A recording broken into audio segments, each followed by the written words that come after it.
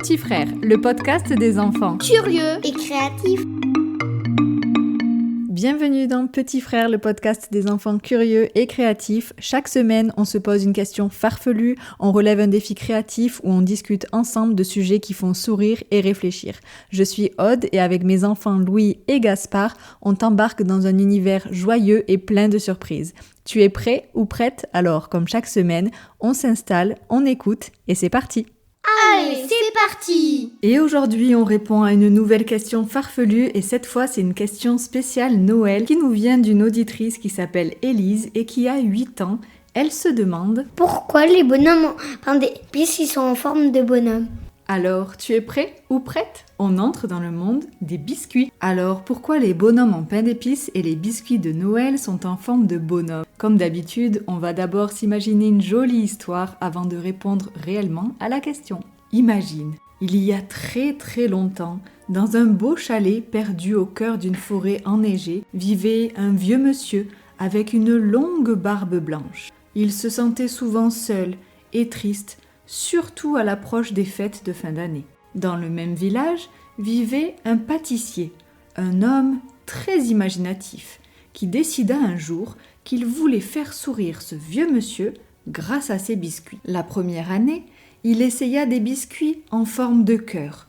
Ils étaient décorés avec du sucre glace et des petites perles colorées. Mais le vieux monsieur les regarda et dit « Merci, mais malheureusement, je n'ai pas la chance d'être amoureux. » Alors, les biscuits en forme de cœur furent abandonnés et le vieux monsieur resta triste. L'année suivante, le pâtissier tenta des biscuits en forme d'étoile, brillants et scintillants.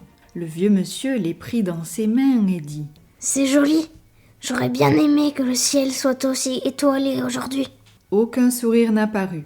Alors, les biscuits en forme d'étoile furent mis de côté. Le pâtissier ne se découragea pas. Il passa plusieurs années à réfléchir et à tester toutes sortes de formes. Des animaux, des sapins décorés, des flocons. Mais à chaque fois, le vieux monsieur restait sérieux et le pâtissier se demandait s'il réussirait un jour. Puis, un soir de décembre, un petit enfant du village entra dans sa boutique.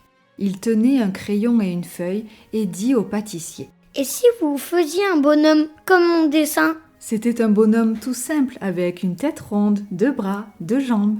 Le pâtissier sourit et se dit que ça valait bien le coup d'essayer. Il prépara la pâte, découpa le biscuit selon le dessin et l'apporta au vieux monsieur. Et là, quand il prit le biscuit dans ses mains, quelque chose de magique se produisit. Le biscuit lui sourit, comme par enchantement. Alors, le vieux monsieur ne put s'empêcher de sourire à son tour. C'était subtil, mais c'était un vrai sourire.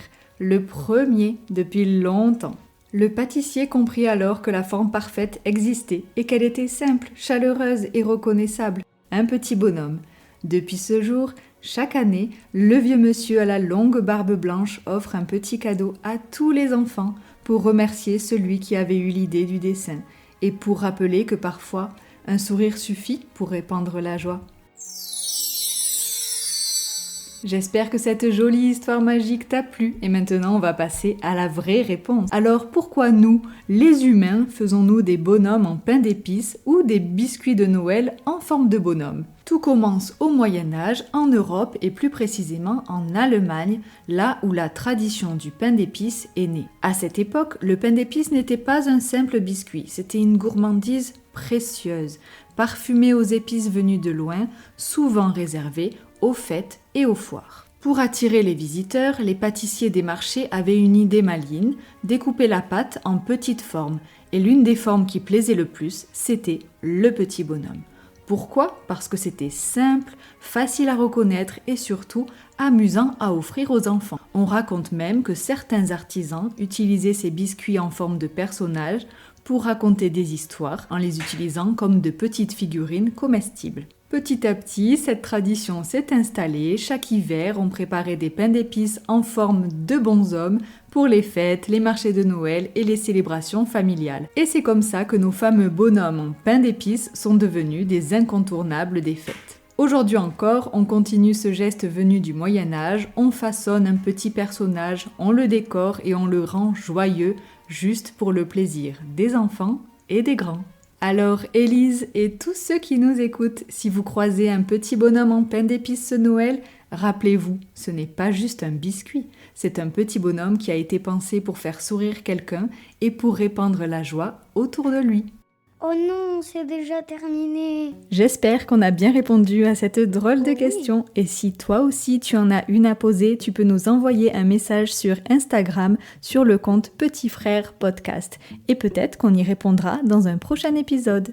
J'espère que cet épisode t'a plu. Pense à t'abonner, à mettre 5 étoiles sur ta plateforme d'écoute préférée. Et on se retrouve la semaine prochaine dans Petit Frère.